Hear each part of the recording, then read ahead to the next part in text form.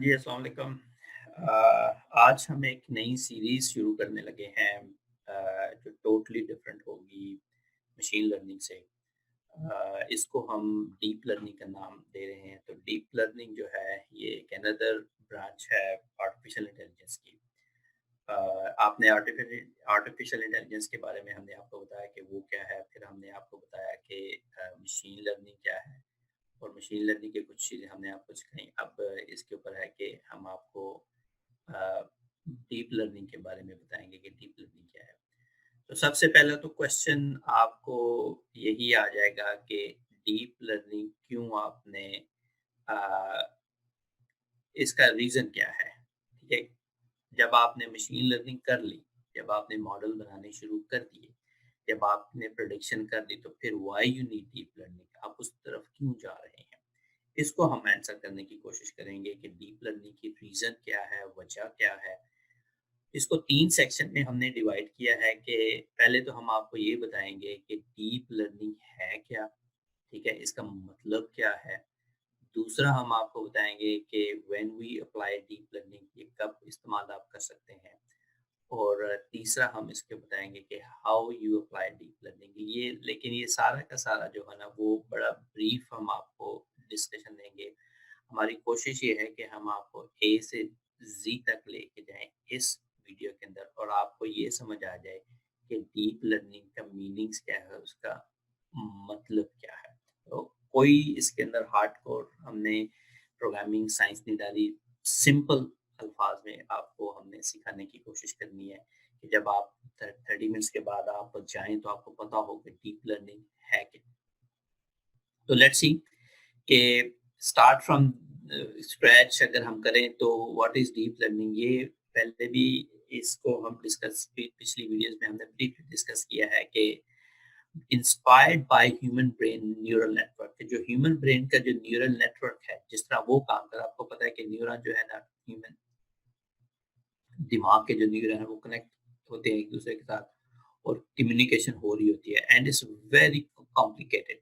सो यानी कि billions of neurons होते हैं और आपकी कम्युनिकेशन हो रही होती है मुख्तलिफ जगहों पे, और फिर आप एक फाइनल डिसीजन करते हैं। उससे ही इंस्पायर किया गए हुए हैं कि मे बी जो ह्यूमन न्यूरॉन्स हैं, जो इंसानी दिमाग के अंदर जो न्यूरल नेटवर्क है, उसको अगर हम रेप्लिकेट कर सकें और हम शायद जो है ना वो एक ऐसा सिस्टम बना सके जो कि इंसानी दिमाग की तरह सोचता है, जस्ट लाइक जिस आपका दिमाग सोचता है। आप एक चीज़ को देखते हैं, उसको प्रोसेस करते हैं, फिर आप एक फैसला करते हैं कि मैंने ये करना है या नहीं करना।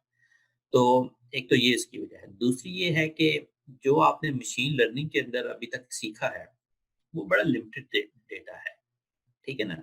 वो डेटा इतना है कि आप उसको, जो क्लासिकल मशीन लर्निंग है, उसके ज़रिए आप रिग्रेशन कर लें, या आप उसके लिए डेटा को जो है ना वो क्लासिफिकेशन उसकी कर लें किसी न किसी तरह के सपोर्ट वेक्टर मशीन से, या आप उसको ग्रुपिंग कर लें, क्लस्टर उसका कर लें, क्लस्टरिंग आप कर लें, या आप उसकी लॉजिस्टिक रिग्रेशन आप कर लें।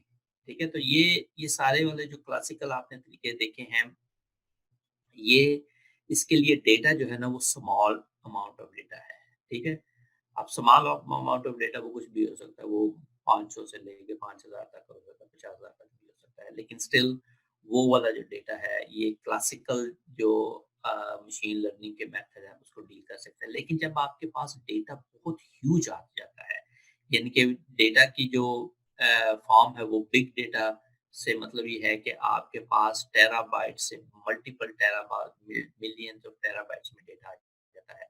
बहुत ह्यूज आपके पास एक डेटा पॉइंट्स आ जाते हैं, मे बी जीरो से लेके और बिलियंस तक आ जाते हैं। तो फिर आपने उसका मॉडल कैसे बनाना है, तो वो ये वाले जो तरीके हैं क्लासिकल, उस वक्त फिर फेल हो जाते हैं, क्योंकि ये वाला जो इक्वेशन हम लगाते हैं, ये जो भी करते हैं, वो इतने बड़े डेटा को वो कर नहीं सकते। ठीक है? पहली चीज़ तो ये है। दूसरी चीज़ ये है कि जब स्मॉल डेटा पे हम डीप लर्निंग लगाते हैं, तो वो वैसे ठीक नहीं हो जाता, क्योंकि फिर वो ओवरफिटिंग हो जाती है। तो डीप लर्निंग इज़ ऑलवेज़ आप उस वक़्त इस्तेमाल करते हैं जब आपके पास ह्यूज डेटा होता है। व्हेन वी अप्लाई, जब भी मैं आपसे बात कर चुका हूँ कि बिग डेटा आपके पास होगा, उसी वक़्त आप इसको इस्तेमाल करेंगे। प्रैक्टिकल है ही नहीं ये स्मॉल डेटा के लिए। अगर आपके पास थोड़ा डेटा है, तो उसके लिए प्रैक्टिकल नहीं है क्योंकि आप फिर ओवर फिटिंग करेंगे। अब आपने अगर एक एग्जांपल इमेज नेट की है, जब आप इमेज रिकग्निशन करते हो उसमें मिलियंस ऑफ इमेजेस होते हैं। जब आप मिलियंस की बात करते हैं तो फिर क्लासिकल जो मशीन लर्निंग है वो फेल हो जाती है। फिर आप डीप लर्निंग की वहाँ पे बात करते हैं, जो क्लासिकल लर्निंग है वो जो है ना वो फेल हो गई है। वहाँ पे फिर आप नहीं कर सकते हैं। ठीक है? ओवरफिटिंग ऑफ सिंपल डेटा वही बात है कि अगर आपने फॉर एग्जांपल आपका डेटा ही ये है, इस किस्म का डेटा पड़ा हुआ बड़ा खराब-सा पड़ा हुआ है, ठीक है? लेकिन अगर आप डीप लर्निंग करेंगे तो आपको बड़ी अच्छी एक स्ट्रेट लाइन देगा। तो स्ट्रेट लाइन मतलब आपका लीनियर लीनियर डेटा है, तो ये ओवरफिटिंग हो जाएगी आपकी। हालाँकि डेटा आपका इस काबिल नहीं है, लेकिन जब आप डीप लर्निंग करेंगे तो आपको एक अच्छा-सा रिज़ल्ट दे देगा, तो आप ओवरफिट कर जाएँगे, ओवरफिटिंग आपकी हो जाएगी। इसका मतलब ये हुआ कि डीप लर्निंग के लिए आपको ह्यूज डेटा की ज़रूरत होगी, ठीक है? फिर इसलिए डीप लर्निंग हम इस्तेमाल करते हैं कि आपको डेटा के अंदर फीचर जो डिटेल्ड फीचर्स आपको चाहिए होते हैं, ठीक है? मसलन अगर आपके पास डेटा के जो वेरिएबल्स हैं, वो मिलियंस के हिसाब से हैं, ठीक है? तो हर वेरिएबल को जो क्लासिकल तरीके से है, वो आप हाइलाइट नहीं कर सकते हैं। फॉर एग्ज़ाम्पल अगर मैं आपको ये बात करूँ कि अगर ये इंसानी चेहरा है, ठीक है? इंसानी चेहरा है, तो इंसानी चेहरे को अगर आपने इमेज रिकग्निशन करनी है तो क्लासिकल लर्निंग में ये पॉसिबल नहीं है कि आप इंसानी चेहरे के फीचर्स को आप देखें। अगर आपने आँख को डिटेक्ट करना है, अगर आपने नाक को डिटेक्ट करना है, अगर आपने लिप्स को डिटेक्ट करना है, अगर आपने बालों को डिटेक्ट करना है या अगर आपने गाल के फीचर्स को डिटेक्ट करना है, तो उसके लिए डेटा भी आपको ज़्यादा चाहिए होगा क्योंकि डेटा आपके पास मौजूद है। जब डेटा मौजूद है तो फिर आप इसके फीचर को भी आइडेंटिफ़ाई कर सकते हैं। ठीक है? इसलिए इमेज रिकग्निशन डीप लर्निंग से आसान हुई क्योंकि आप बिट बाय बिट जाके हर चीज़ पे जाके क्लोज़ली जाके आप उसको मॉनिटर कर सकते हैं और फीचर जो है ना उसके आप डिटेक्ट कर सकते हैं। इसलिए वो आपकी आइडेंटिफिकेशन हो जाती है 2 डिफरेंट तस्वीरों के दरमियान, मेल और फीमेल में या डॉग में या कैट्स में। एक्यूरेसी इसके अंदर ज़्यादा बढ़ जाती है। एक्यूरेसी इसलिए बढ़ जाती है क्योंकि आपके पास डेटा पॉइंट्स बहुत ज़्यादा हैं, ठीक है? जब डेटा पॉइंट्स बहुत जाते हैं, तो डीप लर्निंग के ऊपर आप जब डालते हैं, तो आपके पास 99% तक एक्यूरेसी बढ़ जाती है, क्योंकि इतने ज़्यादा डेटा से आप लर्न कर रहे होते हैं। मतलब मैं अगर आपको ये बताऊँ कि अगर आपको मैं 1 डे की ट्रेनिंग दूँ, ठीक है? तो आप मे बी 20% सीखेंगे, ठीक है? अगर आपको मैं 6 डेज़ की ट्रेनिंग दूँ, तो मे बी आप 80% सीख जाएँगे, ठीक है? 1 डे की ट्रेनिंग में आपके पास डेटा बहुत कम है, तो आपने 20% सीखा। 6 डेज़ की ट्रेनिंग में आपके पास बहुत डेटा हमने आपको दे दिया इन्फॉर्मेशन, आपने 80% सीख लिया। बिल्कुल डीप लर्निंग में इसी तरह है कि जितना ज़्यादा डेटा होगा, उतनी एक्यूरेसी आपकी बढ़ेगी, जितना कम डेटा होगा उतनी एक्यूरेसी कम होगी, ना सिर्फ कम होगी बल्कि आप ओवरफिट भी बाज़ कर जाते हैं। ठीक हो गया? The model acts like human brain, ये पहले आपको मैं बता चुका हूँ कि चूँकि अब आपके पास डेटा बहुत ज़्यादा है, ये डेटा पॉइंट्स जो है ना, ये ह्यूमन न्यूरॉन की तरह काम करते हैं, फिर एक-दूसरे से कम्युनिकेट करते हैं, बताते हैं, अच्छा यार तुम्हारा क्या काम है, तुम्हारा क्या-क्या है, तुम ये कर लो, तुम वो कर लो, ये कर लो। तो ह्यूमन ब्रेन की तरह ये जो है ना परफ़ॉर्म करते हैं। Can process big data without explicit computer program, तो पहले ये जिक्र हो चुका है कि आप डेटा देते हैं, ठीक है, नो प्रोग्रामिंग, ठीक है, कंप्यूटर जो है ना वो लर्न करता है डेटा से, ठीक है, तो फिर आप प्रिडिक्शन करते हैं, ठीक है। तो एक्सप्लिसिट प्रोग्रामिंग की आप इसके लिए ज़रूरत ही नहीं है, you learn from computer learns from data, जैसे न्यूरॉन्स है, आप जो है वो अपने एनवायरनमेंट से सीखते हैं। आप प्रोग्राम नहीं हो कर प्रोग्रामिंग नहीं करते हैं, अगर आपको पॉइंट ए से पॉइंट बी पे जाना है, तो आपके पास हिस्टोरिकल एनफ डेटा है, आपके पास जो एग्जिस्टिंग डेटा एनफ होता है, तो आपका दिमाग काम करता है और एक फैसला करता है कि मैंने ये काम करना है। इसी तरह जब बहुत सारा डेटा आप देते हैं, तो फिर डीप लर्निंग में वो कंप्यूटर लर्न फ्रॉम डेटा से वो खुद सीखता है, वो हम बताएँगे कैसे सीखता है। तो फिर वो फैसला करता है। ह्यूमन ब्रेन ये पहले डिस्कस हो चुका है कि मशीन लर्निंग डीप लर्निंग में जो कॉन्सेप्ट है वो ह्यूमन ब्रेन को वो मिमिक करता है, उसको वो रेप्लिकेट करने की कोशिश करता है, ये पहले डिस्कस हो चुका हुआ है। और ह्यूमन ब्रेन किस तरह काम करता है वो भी हम इसके ऊपर डिस्कस कर चुके हैं कि न्यूरॉन्स जो हैं वो एक न्यूरॉन की फॉर्मेशन क्या होती है, वो कैसे सिग्नल देता है, सिग्नल को कहाँ पे प्रोसेस करता है और सिग्नल को ट्रांसमिट कैसे करता है, ये चीज़ें हम आपके साथ डिस्कस कर चुके हैं। आर्टिफिशियल न्यूरॉन, अब आर्टिफिशियल न्यूरॉन बिल्कुल ह्यूमन न्यूरॉन की तरह काम करता है, ये डिस्कस कर चुके हैं। इसका थोड़ा-सा मैं ब्रीफ आपको दोबारा दे दूँ कि अगर ये आपके पास एक न्यूरॉन है, तो आपके पास इनपुट सिग्नल आ रहा है। ये इनपुट सिग्नल जो है ना कि ये कुछ वेट्स के साथ आता है, कुछ रैंडम वेट्स के साथ आएगा। यहाँ पे आके इनपुट मल्टीप्लाई बाय वेट, तो ये दोनों को मल्टीप्लाई कर दें, फिर पूरे को आप सम अप कर दें, उसके ऊपर एक बाइस अनदर रैंडम आप डालते हैं, वेरिएबल डालते हैं, और उसके बाद आप उसके ऊपर एक एक्टिवेशन फंक्शन लगाते हैं। वो एक्टिवेशन फंक्शन एक दरवाजे की तरह का होता है कि दरवाज़ा ये फैसला करता है कि ये जो सिग्नल आ रहा है इसके लिए मैंने दरवाज़ा खोलना है या नहीं खोलना। तो एक्टिवेशन फंक्शन का भी यही काम है कि अगर तो वो एक्टिवेशन फंक्शन कह रहा है कि 0 या 0 से बड़ा है तो क्या फैसला करना है, अगर 0 या 0 से कम है तो क्या फैसला करना है। यानी कि कहने का मतलब ये है कि ये वाला सारा प्लस 22, अगर ये वाला 0 से बराबर या 0 से बड़ा है तो आप एक फैसला करेंगे, मे बी आप कहते हैं 1 जब खुल जाए, ठीक है। अगर वो 0 से कम है तो आपका जवाब है 0 या ना खुल, या डोर ओपन होगा या डोर नॉट ओपन, ठीक है। तो फैसला होगा इस जवाब के ऊपर। ये जवाब का कहाँ से आएगा, इससे इससे आएगा 22 plus weight multiply by input. तो वेट कहाँ से आएंगे और बाय ये रैंडमली आप देंगे उसको। एक्स क्या है, एक्स आपका इनपुट है। इनपुट से मुराद है कि आपकी ये एक ऐसी इंफॉर्मेशन जो आप उसको दे रहे हैं डेटा की फॉर्म में, मसलन ह्यूमन फेस की फॉर्म में दे रहे हैं, या पेशेंट के नंबर की फॉर्म में दे रहे हैं, या स्पीच की फॉर्म में दे रहे हैं, ये आपकी इनपुट होगी। ये वाला जो है, ये जिसको मैंने दरवाज़ा बोला, ये एक्टिवेशन फंक्शन है। ये फैसला करेगा कि जब ये वाली सारी इन्फॉर्मेशन यहाँ से गुजरेगी तो इसको 0 और 1 के दरमियान डाल देगा। अगर 1 है तो सिग्नल जाएगा, 0 है तो सिग्नल नहीं जाएगा, ठीक है। अब ये मैं एक एग्जांपल आपसे एक्सप्लेन कर चुका हूँ कि अगर ये कैट और डॉग्स की इन्फॉर्मेशन आपने दी हुई है उसको, और इन न्यूरल नेटवर्क को आपने इन्फॉर्मेशन दी, वहाँ पर उसके आर्टिफिशियल वेट्स लगेंगे, फिर बाइस लगेगा और ये इक्वेशन बनेगी, और ये फैसला करेगा ये कि अगर ग्रेटर देन इक्वल 0 है तो वो कैट है, अगर लेस देन 0 है तो वो डॉग है।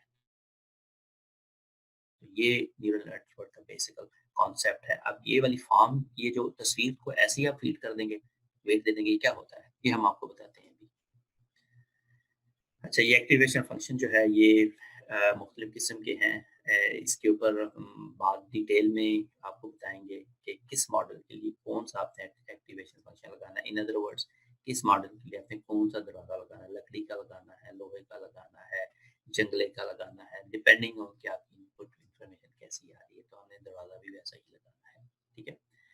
अब सिंगल रिसेप्ट्रॉन की फॉरवर्ड प्रोपेगेशन की हमने आपको बात पहले भी बता चुके हैं कि अगर आपका ये इनपुट है, ठीक है, ये आपने रैंडमली वेट उसके साथ आपने लगा दिया, ठीक है। दूसरा इनपुट है, उसके साथ वेट लगा दिया, रैंडमली किया आपने। तीसरा इनपुट है, फिर आपने वेट लगा दिया, ठीक है। चौथा इनपुट है, वेट आपने लगा दिया, और जो इक्वेशन यही बनी कि input times weight plus input time weight plus input time weight plus input time, फिर आपने 22 ऐड कर दी जो कि रैंडमली आपने पिक किया। तो ये सारा का सारा जब आपने इक्वेशन बनाई तो आपका जवाब आ गया एक्स की वैल्यू की 0.107। अब 0.07 को एक आपने एक्टिवेशन फंक्शन के अंदर से गुजारा है, एक्स की वैल्यू है 0.07, इसका जब माइनस एक्सपोनेंशियल लेंगे, उसके अंदर 1 ऐड करेंगे, फिर 1 के साथ उसको डिवाइड कर देंगे 1 पे, तो होगा ये कि आपकी वैल्यू आ जाएगी 0.69 बेस्ड ऑन दिस समेशन। 0.69 का क्या मतलब है? 0.69 का मतलब ये है कि या तो ये 0 है या ये 1 है। तो ये 0.69 का मतलब ये है कि ये बिटवीन 0 एंड 1 है। तो मोस्ट क्लोज़ली ये 1 की तरफ है। अगर ये 1 होता तो एक जवाब था, अगर 0 होता जो दूसरा जवाब था, लेकिन ये इन बिटवीन है। इन बिटवीन का मतलब ये है कि ये ना तो ये 0 है, ना तो ये 1 है, तो लिहाज़ा ये आपका एरर है।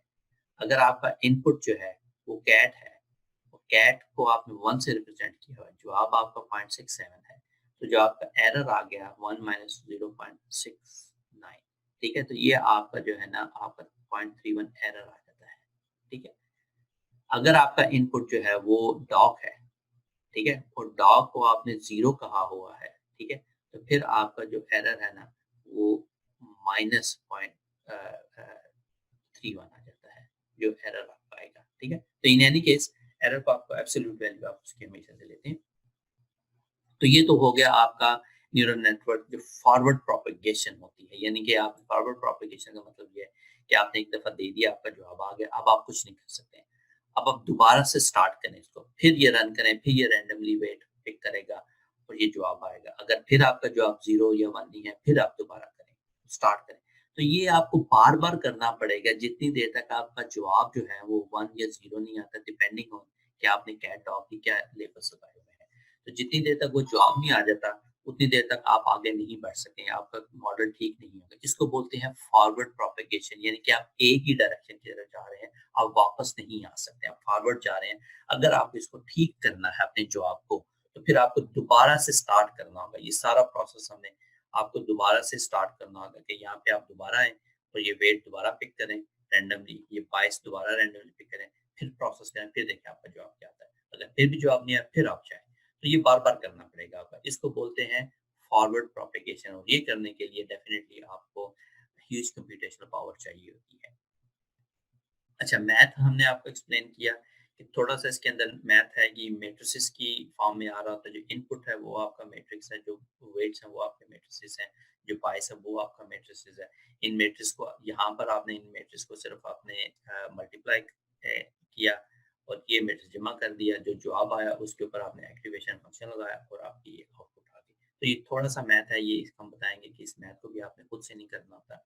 ये पीछे लाइब्रेरीज़ हैं वो करती हैं। ठीक है, टेंसरफ्लो लाइब्रेरी है, गूगल ने बनाई है, या मुख्तलिफ किस्म की लाइब्रेरीज हैं जो इसको इस्तेमाल करती हैं। ठीक है, अब multi multi perceptron model deep neural network है, वो इसके ऊपर हम आपको थोड़ा सा बताते हैं कि डीप न्यूरल नेटवर्क्स आप क्यों इस्तेमाल करते हो, कब इस्तेमाल आप करते हैं। डीप न्यूरल नेटवर्क का मतलब ये है कि आपकी जो इनपुट है, लेट्स से कि अगर आप इनकी इनपुट है ये कैट है, ठीक है, ये डॉग है, ये हॉर्स है, ठीक है, 3 आपके इनपुट हैं। तो अब अगर आपने कैट को या डॉग या हॉर्स के चेहरे को आइडेंटिफाई करना है, तो उसके लिए आपको न्यूरल नेटवर्क्स जो है ना वो मल्टीपल लेयर लगानी पड़ते हैं। ये पहली लेयर है आपकी, ये दूसरी लेयर है। मे बी पहली लेयर जो है ना वो आपकी सिर्फ आइज़ को डिटेक्ट करती है, दूसरी लेयर आपकी नोज़ को डिटेक्ट करती है। मे बी आप तीसरी लेयर यहाँ पर लगा देते हैं, ठीक है? वो किसी और को डिटेक्ट करते हैं। तो डीप न्यूरल नेटवर्क का मतलब ये है कि जब आपको फीचर्स निकालने होते हैं, तो आपको मल्टी परसेप्ट्रॉन वाला मॉडल बनाना है। ये वाले जो न्यूरॉन्स हैं, ये इनकी तादाद भी ज़्यादा हो सकती है डिपेंडिंग ऑन योर मॉडल, और इसके दरमियान आप हिडन लेयर भी, आप इसको बोलते हैं हिडन लेयर भी आप ज़्यादा कर सकते हैं। ये तो मॉडल उस वक़्त आप बनता है जब आपके पास बहुत ज़्यादा डेटा होता है, ह्यूज फॉर्म में होता है, और आप न्यूरल नेटवर्क्स इस्तेमाल करेंगे, डीप न्यूरल नेटवर्क इस्तेमाल करेंगे जब आपको फीचर्स निकालने होंगे। एंड पर अगर आपको कैट आइडेंटिफाई करनी है, या डॉग आइडेंटिफाई करना है, या हॉर्स आइडेंटिफाई करना है, उसके लिए आपको ये न्यूरल नेटवर्क जो है ना वो डेप्थ में जाके बनाना पड़ता है। अब देखें कि ये काम किस तरह करता है। मैंने पहले बताया कि अगर ये कैट है, ये डॉग है, इनकी ये तस्वीरें हैं, ठीक है? ये आपकी इन इन इनपुट आ गई, ठीक है? पहली लेयर आ गई, आपने इन्फॉर्मेशन आपने उसको दे दी, ठीक है? आप कैट से इन्फॉर्मेशन की तीनों न्यूरॉन्स को चली गई, ठीक है? और आपने उसी तरह किया कि इनपुट है टाइम्स वेट है प्लस बाइस है, ठीक है? ये अपनी हिडन लेयर एक और आ गई इसमें, ठीक है? और ये यहाँ से इन्फॉर्मेशन निकल के पहली हिडन लेयर की पहली न्यूरॉन्स को जाएगी। फिर यहाँ इस इनका जो आउटपुट है, जो येलो कलर के न्यूरॉन है, इसका आउटपुट जो है वो हर न्यूरॉन्स को जाएगा, ठीक है? यानी कि हो ये रहा है कि इसका आउटपुट जो है ना वो हर न्यूरॉन्स को जाएगा, ठीक है? इंडिपेंडेंटली हर न्यूरॉन्स को जाएगा। इसका आउटपुट हर न्यूरॉन्स को जाएगा, ठीक है? इसका आउटपुट हर न्यूरॉन्स को जाएगा, ठीक है? तो यहाँ से चले गए, फिर आपने एक और हिडन लेयर लगा दी।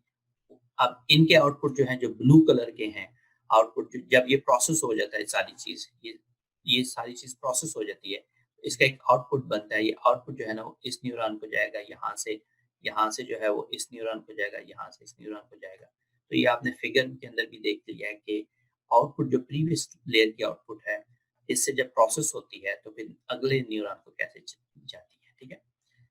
ये कॉम्प्लिकेशन आप देख रहे हैं कि जैसे-जैसे हिडन लेयर आप डाल रहे हैं, न्यूरल नेटवर्क जो कॉम्प्लिकेट हो रहा है, और बहुत कंप्यूटेशन इसकी बढ़ रही है, इसलिए आपको कंप्यूटेशनल पावर भी ज़्यादा चाहिए थी। एंड पर आपका एक आउटपुट आ जाती है। अब एंड पे जो आउटपुट आती है वो इन्फॉर्मेशन लेती है प्रीवियस न्यूरॉन से, हर एक से आउटपुट लेके तो यहाँ पे फैसला हो जाता है। यहाँ पर जब फैसला होता है, वो बताता है कि आपकी कैट है या डॉग है। अगर तो आपका फैसला जो है वो 100% एक्यूरेसी है तो फैसला होगा कि कैट है, या अगर आपका 100% एक्यूरेसी नहीं है तो ये नहीं बताएगा कि ये कैट है या डॉग है, ये ब्लर्ड पिक्चर आपको आएगी। तो पिक्चर आपको 3 किस्म की आ सकती हैं, या डायरेक्ट कैट की आएगी, इसका मतलब बड़ा अच्छा मॉडल बना, या डायरेक्ट डॉग की आएगी, इसका मतलब बड़ा अच्छा मॉडल बना, या फिर आपको ब्लर्ड आएगी कि वो ना कैट नज़र आएगी या ना आपको डॉग नज़र आएगी। ठीक है? अब ये मैं सिंपल एक कार्टून मैंने डाला है डीप न्यूरल नेटवर्क का। इसके अंदर कोई ऐसी रॉकेट साइंस नहीं है, सिर्फ़ आप ये देखें कि ये आपके इनपुट्स हैं, ठीक है? जो हम पहले डिफाइन कर चुके हैं। ये आपके वेट्स हैं, ठीक है? यहाँ इस न्यूरॉन को गया, जब इस न्यूरॉन को गया तो यहाँ पे समेशन हुई, वो जो पहले मैं बात कर चुका हूँ, ये एक्टिवेशन फंक्शन लगा। यहाँ से एक आउटपुट आया, उस आउटपुट में फिर आपने रैंडमली वेट लगाया, अगले न्यूरॉन्स को दे दिया। वहाँ पर जाके समेशन हुई, वहाँ से जो आउटपुट आया, उसके अंदर फिर आपने वेट लगाया, यहाँ पे चला गया। तो ये सारा जो है ना वो डीप न्यूरल नेटवर्क का ना ये कॉम्प्लिकेशन जो है ना, ये मल्टीप्लिकेशन मैट्रिसेस की, ये टेंसर फ्लो के ज़रिए, ये मुख्तलिफ लाइब्रेरीज़ के ज़रिए हो रही होती है।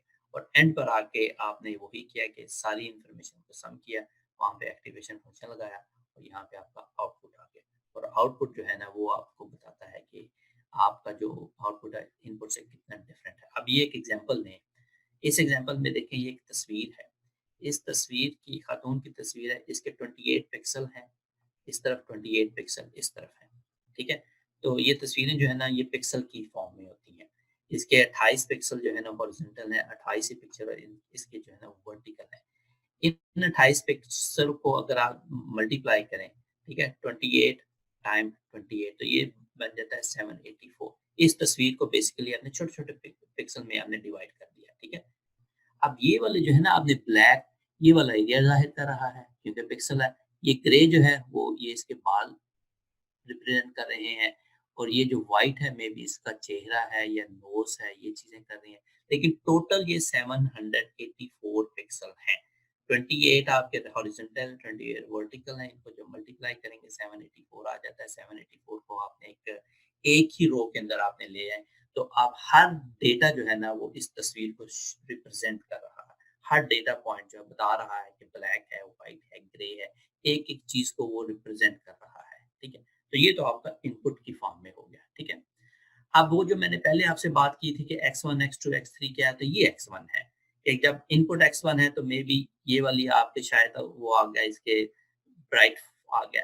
x2 है मे बी इसकी ग्रे फॉर्म ये आ गई। x3 है वो डार्क ग्रे आ गई मे बी ये वाली। तो ये जब 784 आप करेंगे तो इसमें आपको अंदाज़ा हो रहा होता है कि जितने भी ब्राइट हैं वो फेस को ज़ाहिर कर रहे हैं, जितने भी डार्क हैं वो बैकग्राउंड को फेस कर रहे हैं या इसकी स्वेटर को शो कर रहे हैं, जितने भी ग्रे हैं वो उसके बालों को शो कर रहे हैं। तो इनपुट की फॉर्म इस तरह आ जाती है आपकी, ठीक है? अब आपको अंदाज़ा हो गया होगा कि जब हम अब बात करते हैं कि इनपुट और इनपुट वो पिक्चर से कैसे हैं, वो पिक्सल की फॉर्म में आ रहे होते हैं।